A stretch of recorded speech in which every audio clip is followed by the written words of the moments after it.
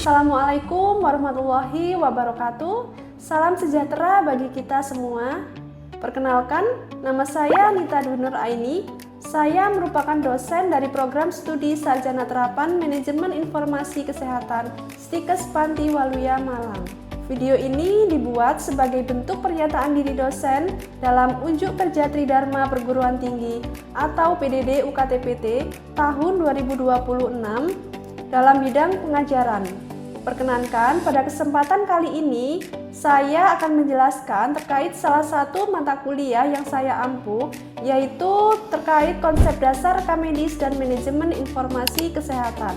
Mata kuliah ini bersifat wajib bagi mahasiswa semester 1 dengan bobot 2 SKS yang terdiri dari 1 SKS teori dan 1 SKS praktikum. Mata kuliah konsep dasar rekam medis dan manajemen informasi kesehatan dilaksanakan dalam 16 minggu perkuliahan dengan pembagian sebagai berikut. Minggu pertama sampai dengan minggu ke-7 yaitu perkuliahan secara teori dan praktikum, kemudian UTS dilaksanakan di minggu ke-8, kemudian di minggu ke-9 sampai dengan minggu ke-15 dilaksanakan perkuliahan secara teori dan praktikum, dilanjutkan dengan minggu ke-16 yaitu pelaksanaan UAS. Mata kuliah ini mempelajari tentang pengertian, tujuan, manfaat rekam medis, sejarah rekam medis, konsep peran dan tupoksi PMIK, standar profesi, sistem kesehatan nasional, organisasi profesi, serta cara pendokumentasian rekam medis, standar pendokumentasian, cara pengelolaan, serta isi dan struktur rekam medis. Adapun capaian pembelajaran lulusan atau CPL dalam mata kuliah ini yaitu yang pertama, menunjukkan sikap bertanggung jawab atas pekerjaan di bidang keahliannya secara mandiri. Yang kedua, mampu memelihara dan mengembangkan jaringan kerjasama dan hasil kerjasama di dalam maupun di luar lembaganya. Yang ketiga, mampu memvalidasi kelengkapan informasi diagnosis dan tindakan medis serta manual dan elektronik untuk menunjang ketepatan pengkodean. Yang keempat, pengetahuan tentang prinsip-prinsip manajemen sumber daya penyelenggaraan tentang rekam medis. Yang kelima, pengetahuan tata kelola rekam medis. Sedangkan untuk capaian pembelajaran mata kuliah atau CPMK pada mata kuliah ini yaitu yang pertama, mampu menjelaskan tentang sistem kesehatan nasional, pengertian, tujuan, manfaat rekam medis, sejarah rekam medis, organisasi profesi rekam medis, konsep peran dan tupoksi PMIK, standar profesi, pendokumentasian dalam rekam medis, standar pendokumentasian rekam medis, isi dan struktur rekam medis. Yang kedua yaitu mampu mengimplementasikan metode pengindekan penyakit dan tindakan serta pengelolaan indeks database klinis. Metode pembelajaran dalam mata kuliah ini yaitu secara luring dan daring dengan ceramah, diskusi, praktikum, tugas terstruktur maupun belajar mandiri. Adapun materi-materi perkuliahan dalam mata kuliah ini yaitu yang pertama, kontrak perkuliahan, 2. Subsistem penyelenggaraan sistem kesehatan nasional, 3. Sejarah rekam medis, 4. Pengertian, tujuan, dan manfaat rekam medis, 5. Organisasi profesi rekam medis, 6. Konsep peran dan tupoksi PMIK serta standar profesi, 7. Standar pendokumentasian rekam medis, 8. Isi dan struktur rekam medis, 9. Metode dan pengelolaan indeks. Interaksi dosen dan mahasiswa pada mata kuliah ini yaitu berpusat pada mahasiswa atau student center learning. Penilaian pada mata kuliah ini dilaksanakan secara objektif dengan bobot 100% yang terdiri dari UTS dan UAS masing-masing 20%, praktikum 30%, tugas 20%, dan soft skill 10% yang terdiri dari kehadiran dan keaktifan mahasiswa. Selanjutnya, mari kita simak video pengajaran berikut ini. Assalamualaikum warahmatullahi wabarakatuh. Oke, selamat siang semuanya. Oke, kali ini kita bertemu lagi ya di mata kuliah konsep dasar rekam medis dan manajemen informasi kesehatan. Oke, kalau sebelumnya kita sudah belajar ya terkait sejarah, kemudian terkait definisi ya, kemudian manfaat rekam medis. Nah, kali ini kita belajar terkait penyelenggaraan rekam medis. Teman-teman di sini sudah ada yang pernah baca penyelenggaraan rekam medis? Belum? Pernah? Belum? Oke, berarti nggak tahu main di perpus ya? Oke, sebelum kita memulai perkuliahan hari ini, kita berdoa dulu ya. Saya pimpin ya, berdoa berdasarkan agama masing-masing dimulai.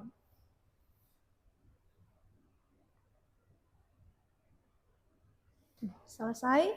Oke, sudah siap? Oke. Nah, yang pertama kita belajar terkait standar pelayanan rekam medis atau prosedur dari pelayanan rekam medis. Ada berapa? Nah, itu dibaca berapa? 1, 2, 8. Ya, yang pertama adalah pendaftaran ya. Pendaftaran itu dibagi menjadi 3. Apa saja?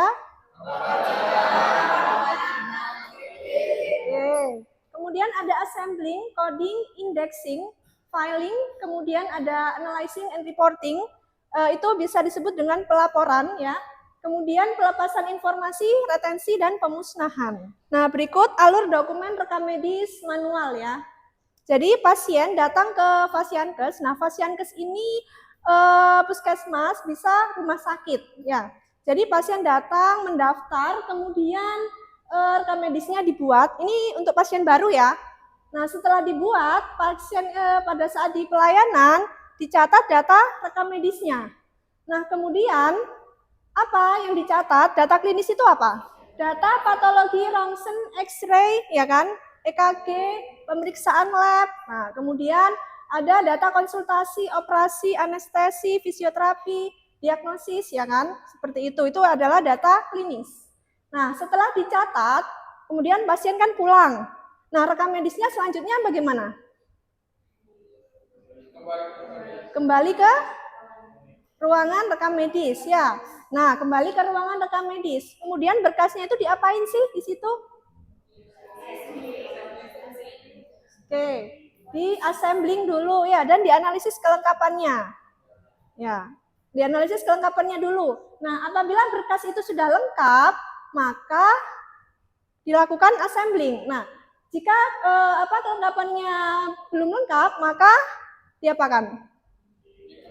Dikembalikan ke poli pelayanannya ya untuk dilengkapi oleh dokter atau penanggung jawab.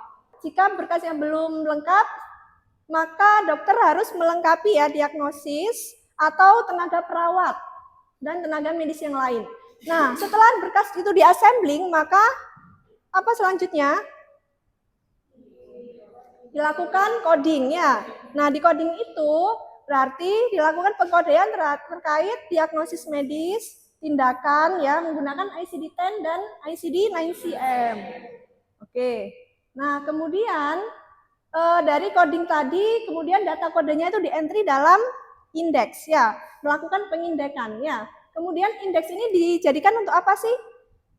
Untuk statistik morbiditas dan mortalitas ya.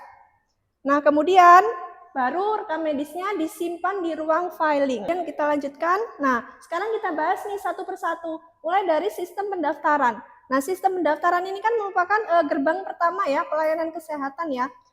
Baik itu puskesmas, rumah sakit, pastinya harus melewati pendaftaran ya. Nah, ini ada pasien baru dengan pasien lama. Kalau pasien baru berarti pasien yang baru pertama kali datang ke Fasiankes. Baik itu klinik, puskesmas maupun rumah sakit. Nah, untuk pasien lama yaitu pasien yang sudah berkunjung sebelumnya, gitu. Nah, kemudian identifikasi pasien dalam sistem pendaftaran ini ada 2, ada sistem penamaan dan sistem penomoran. Nah, untuk alat-alat yang dibutuhkan dalam sistem pendaftaran ini yaitu ada KIB ya. Tahu KIB? Apa? Kartu indeks berobat. Nah, ini biasanya setiap kali pasien datang ke Fasiankes maka harus dibawa ya untuk melakukan identitas atau pencarian identitas pasien ya melalui nomor rekam medisnya yang tertera. Kemudian ada nomor antrian. Nah, ini setiap kali di Fasiankes ada ya, harus ada nomor antrian, kemudian ada buku register, untuk pencatatan data pasien, kemudian ada formulir pendaftaran pasien baru dan KIUP. KIUP ini adalah kartu indeks utama pasien. Nah, ini digunakan misalkan pasien itu tidak membawa KIB, maka dapat dicari melalui KIUP gitu. Sampai sini ada yang mau ditanyakan? Sudah paham?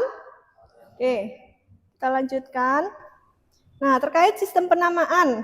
Nah, kalau yang dulu kan berdasarkan standarnya kan ada beberapa ya, seperti nama marga, kemudian gelar keagamaan. Nah, kalau sekarang itu ditulis sama persis dengan kartu identitas pasien. Seperti apa? KTP, SIM, paspor, dan identitas lainnya.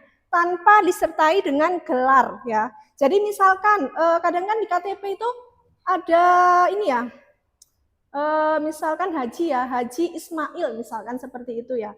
Nah, itu tidak boleh kita menuliskan di rekam medis itu Haji Ismail, tapi hanya Ismail saja. Seperti itu. Dan juga misalkan ada dokter siapa, dokter Anissa misalkan ya. Jadi ditulisnya Anissa, tidak boleh ada dokternya. Nah, khusus untuk bayi baru lahir yang belum memiliki nama, maka penulisannya adalah bayi nyonya, misalkan namanya Adinda, bayi nyonya Adinda. Seperti itu ya. Nah, sistem penomoran dalam pelayanan rekam medis ini yaitu tata cara penulisan nomor yang diberikan kepada pasien yang berobat sebagai bagian dari identitas pribadi pasien yang bersangkutan. Ada 3 sistem pemberian nomor rekam medis pasien, yaitu yang pertama, ada serial numbering system. Nah, ini petugas pendaftaran memberikan nomor baru pada setiap kali pasien datang berobat. Nah, untuk yang unit numbering system, setiap pasien yang berobat ke fasilitas pelayanan kesehatan mendapatkan 1 nomor rekam medis. Nah, ini berlaku untuk selamanya. Kemudian ada serial unit numbering system. Nah, ini adalah gabungan. Jadi, pemberian nomor dan rekam medis baru kepada seluruh pasien yang berobat. Nah, kemudian berkas yang lama digabungkan ke berkas rekam medis yang baru. Seperti itu. Untuk biasanya di rumah sakit itu sistem penomoran yang paling sering dipakai yang mana ya? Oke, terima kasih untuk pertanyaannya. Penomoran yang sering dipakai di rumah sakit. Nah, kira-kira yang mana dari 3 ini? Kita bahas ya satu-satu. Untuk serial numbering system. Karena di serial ini kan memberikan nomor baru ya. Jadi ada keuntungan dan ada kerugiannya. Kira-kira keuntungannya apa? Kalau setiap pasien mendapatkan nomor baru seperti itu. Kan boros kan ya? Boros kertas, map kan baru lagi. Kemudian riwayat pengobatannya juga tidak terbaca ya kan. Untuk unit numbering system, nah ini setiap pasien yang berobat ke fasilitas pelayanan kesehatan mendapatkan 1 nomor baru. Nah, kalau 1 nomor baru berarti kan tidak boros ya, tidak boros kertas atau yang lainnya. Kemudian untuk riwayat pasien, riwayat pengobatan kan berarti bisa dilihat ya oleh dokter. Nah, takutnya itu kan seperti ini ya, misalkan pasien itu datang ke rumah sakit ya atau fasilitas pelayanan kesehatan. Nah, kemudian ternyata pasien ini alergi amoxicillin ya. Nah, karena dia menerapkan serial numbering system, nah jadinya dokter yang tidak tahu, maka dia menuliskan obatnya amoxicillin. Nah, itu kan fatal ya kalau misalkan terjadi ya. Karena dari serial ini kan memberikan nomor baru, jadi tidak terlacak riwayat pengobatannya seperti apa. Nah, yang paling dipakai yaitu unit numbering system. Jadi setiap kali pasien berobat tidak mendapatkan nomor baru, melainkan 1 nomor yang dipakai selamanya.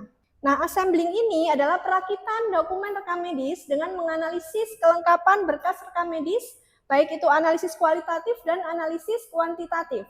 Nah, secara umum perakitannya itu terdiri dari bagian awal itu biasanya rawat darurat, kemudian bagian kedua itu adalah rawat jalan, dan bagian ketiga adalah rawat inap dan pelayanan penunjang. Nah, pelayanan penunjang ini berarti apa? Pemeriksaan laboratorium, ya, tindakan operasi, dan lain sebagainya ya. Nah, biasanya di setiap pasienkes ini terdapat pedoman pengurutan formulir dan analisa kelengkapan. KLPC atau KLPCM kita menyebutnya. Oke, sekarang kita beralih ke coding. Nah, coding ini yaitu kegiatan pengolahan data rekam medis untuk memberikan kode dengan huruf, angka, atau kombinasi huruf dan angka yang mewakili komponen data diagnosis dan tindakan. Nah, biasanya kan dokter setelah melakukan pelayanan, beliau kan akan mencatat ke dokumen rekam medisnya, ya. Entah itu data diagnosis sama data tindakannya apa. Nah, tugas PMIK yaitu melakukan coding diagnosis dan coding tindakan. Nah, sistem coding yang digunakan ada banyak ya. ICD-10. Nah, ICD-10 digunakan untuk melakukan kode apa?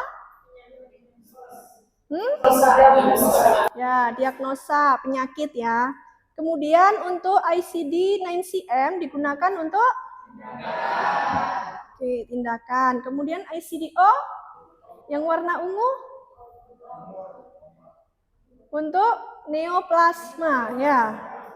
Nanti kalian akan belajar itu.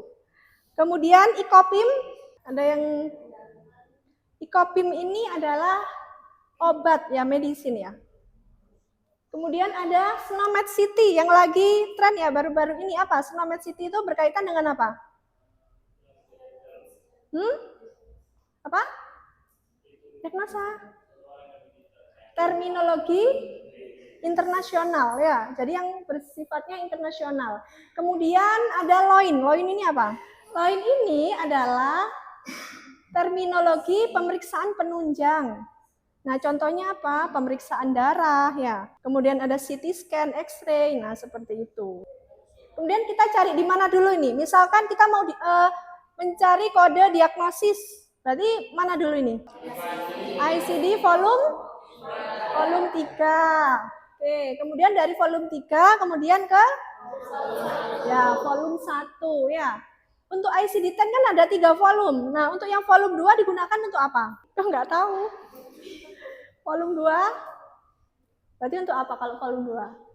Pedomannya ya, pedomannya. Kemudian di situ ada rule-rule morbiditas dan mortalitas. Oke, kalau kita mencari terkait kode tindakan berarti kita cari di mana? Oke, 9CM. Kalau terkait obat ya, ICOPIM ya. Kemudian terkait neoplasma ya, ICD-O dan ICD-10 ya. Oke. Kemudian dari coding kita berlanjut ke indexing. Ada yang sudah belajar sebelumnya di laboratorium terkait indexing? Oke, indexing ini digunakan untuk membantu bagian pelaporan menghasilkan data morbiditas maupun mortalitas. Nah, morbiditas, apa itu morbiditas? Morbiditas adalah apa? Penyakit ya, angka kesakitan. Nah, kemudian untuk mortalitas berarti ya, kematian. Oke. Indeks terdiri dari 4 jenis. Yang pertama ada indeks penyakit. Nah, ini berkaitan atau berisi terkait penyakit pasien, baik itu rawat jalan dan rawat inap. Apa sih kegunaan dari indeks penyakit? Oke, tren penyakit ya. Kemudian ada laporan 10 besar penyakit. Ya, jadi Pasienkes supaya mereka tahu 10 besar penyakit terbanyak itu apa gitu ya. Untuk apa? Untuk apa kira-kira 10 besar penyakit ini? Ngapain Pasienkes itu membutuhkan laporan terkait 10 besar penyakit? Untuk melakukan perencanaan ke depannya ya. Ini ada yang mau ditanyakan sebelum kita lanjutkan? Oke. Saya lanjutkan. Nah, penyimpanan atau filing ya. Pengelolaan DRM yang meliputi penyimpanan, penataan dan perlindungan dokumen rekam medis pasien agar mudah ditemukan kembali. Nah, di sini cara penyimpanan itu dibagi menjadi 2 cara. Ada sentralisasi dan desentralisasi.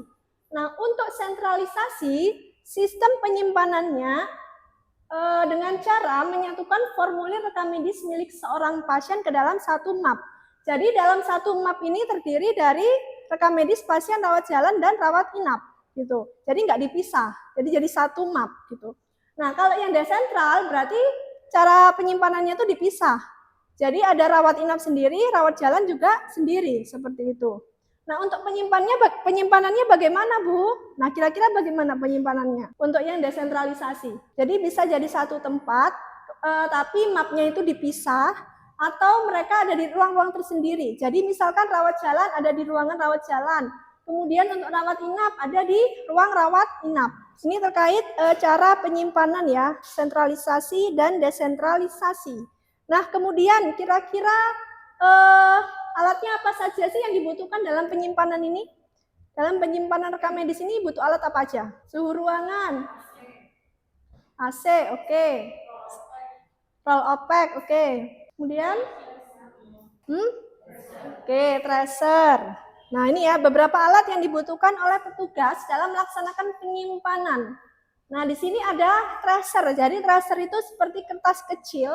Jadi kalau setiap kali petugas itu melakukan peminjaman, nah ini dicatat di tracer.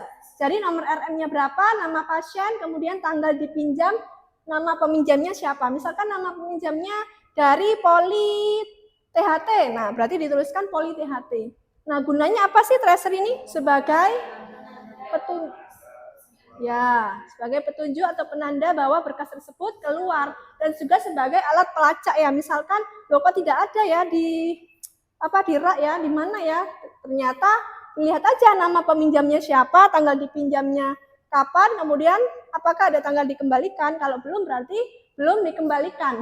Nah, tracer ini berkaitan dengan outguide. Jadi tracernya nanti dimasukkan dalam seperti ini. Jadi ada tempat untuk memasukkan tracer. Nah, untuk outguide-nya macam-macam ya bentuknya ya. Ada yang dari kertas, kemudian ada yang dari plastik, seperti itu. Kemudian dibutuhkan apa? Buku ekspedisi, pengembalian, dan peminjaman. Ya, jadi setiap kali ada peminjaman, nah itu dicatat di buku ekspedisi. Setiap kali pengembalian, nah itu juga dicatat di buku ekspedisi. Seperti itu. Oke, dari sini ada yang ditanyakan terkait penyimpanan. Oke, sudah jelas ya. Ini ada sedikit latihan terkait ini ya, pengurutan atau penjajaran nomor ya, menggunakan SNF, TDF, dan MDF. Mungkin ada yang mau maju menuliskan terkait TDF. Ini ada nomor 1, nomor 2, sama nomor 3. Nah, kira-kira kalau rumah sakit itu menyelenggarakan TDF, kira-kira urutannya itu berapa? Ya, 3, 2, 1. Jadi yang dilihat angka bagian akhir ya. Bagian akhir kemudian kemana? Ya, ke tengah, kemudian ke depan. Oke, kalau SNF berarti bagaimana? 1, 2, 3. 1, 2, 3? 1, 3, 2 ya. Karena penomorannya langsung berurutan. Kalau yang MDF? Berapa? 1, 3, 2. Oke. Berarti sudah paham ya terkait penjajaran. Kemudian kita masuk ke selanjutnya terkait retensi dan pemusnahan. Oke, ngapain aja sih di retensi dan pemusnahan ini? Nah, kegiatan yang dilakukan yaitu ada retensi DRM. DRM ini dokumen rekam medis ya. Jadi retensi ini kegiatan memisahkan antara DRM yang aktif dengan DRM yang inaktif ya. Kemudian ada penilaian nilai guna rekam medis. Nah, jadi dokumen rekam medis ini ada istilahnya dimusnahkan ya, tapi sebelum dimusnahkan ini dilakukan penilaian nilai guna gitu ya. Jadi mana yang masih perlu diabadikan, mana yang sudah boleh dimusnahkan gitu. Kemudian yang ketiga adalah pengabadian dan pemusnahan formulir rekam medis. Nah, tim pemusnah mengabadikan formulir rekam medis yang harus diabadikan dan harus memusnahkan formulir yang sudah tidak ada nilai gunanya. Nah, berikut adalah sistem retensi dan pemusnahan. Nah, formulir yang diabadikan apa aja sih di retensi? Ada ringkasan masuk dan keluar, kemudian resum penyakit, lembar operasi ya, kemudian identifikasi bayi baru lahir, lembar persetujuan tindakan medis atau inform consent, lembar kematian ya, formulir sebab-sebab kematian, kemudian adalah formulir rekam medis tertentu yang ditetapkan oleh direktur rumah sakit. Nah, ini yang nggak boleh dimusnahkan gitu. Jadi harus diabadikan. Nah, berikut adalah skema kegiatan retensi. Dari yang pertama yaitu penyusutan tadi ya, penyusutan berkas RM. Nah, ini dilakukan pemindahan dari berkas RM aktif ke berkas RM inaktif dulu ya. Kemudian untuk berkas RM rusak yang tidak terbaca, maka langsung dimusnahkan oleh tim pemusnah. Nah, untuk berkas RM tertentu yang tidak boleh dimusnahkan, maka tetap diabadikan. Sampai sini ada pertanyaan? Ada yang mau ditanyakan? Ada yang mau didiskusikan?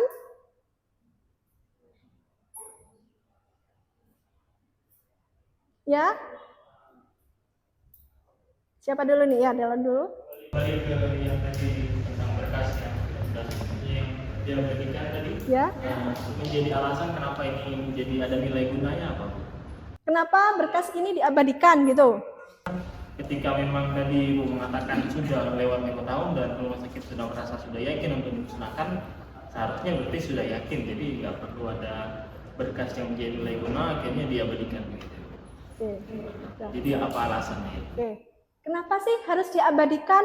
Nah, karena ini kan penting ya, identifikasi bayi baru lahir. Nah, contohnya seperti ini. Misalkan ada ibu melahirkan ya di tahun misalkan 2000 gitu ya, melahirkan di rumah sakit A. Kemudian ternyata pihak keluarganya menanyakan, paling ini bukan bayinya tertukar atau misalkan gitu. Nah, itu kan bisa dicek di ininya ya, identifikasi bayi baru lahirnya. Jadi kembali ke rumah sakit yang awal dia melahirkan. Bisa ditanyakan, saya bisa melahirkan pada tahun 2000 gitu. Saya ingin menanyakan apakah itu benar bayi saya, misalkan seperti itu. Nah, jadi kan bisa dibuktikan melalui form identifikasi bayi baru lahir gitu. Untuk kepentingan hukum juga. Nah, misalkan nih ada kasus ini ya, tindakan praktek ilegal ya. Nah, ini kan banyak sekali ya, misalkan habis cabut gigi bungsu kemudian meninggal gitu ya.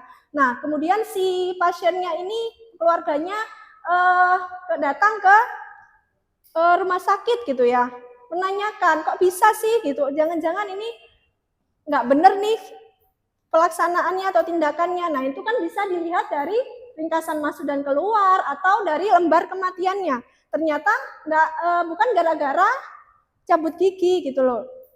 Misalkan ada sepsis, infeksinya setelahnya misalnya seperti itu ya. Jadi untuk bukti hukum gitu. Yang lain sudah paham? Oke, sebelum kita tutup, karena dari awal sudah kita berdoa dulu ya. Berarti untuk yang penutup ini kita akhiri juga dengan berdoa ya. Oke, saya pimpin berdoa sesuai dengan agama masing-masing, dimulai. Oke, selesai. Oke, cukup sekian untuk mata kuliah hari ini. Terima kasih dan hati-hati di jalan ya. Sampai jumpa pada perkuliahan selanjutnya. Assalamualaikum warahmatullahi wabarakatuh. Selamat siang. Demikian deskripsi singkat dan video pembelajaran dalam mata kuliah Konsep Dasar Rekam Medis dan Manajemen Informasi Kesehatan. Semoga bermanfaat. Terima kasih. Wassalamualaikum warahmatullahi wabarakatuh.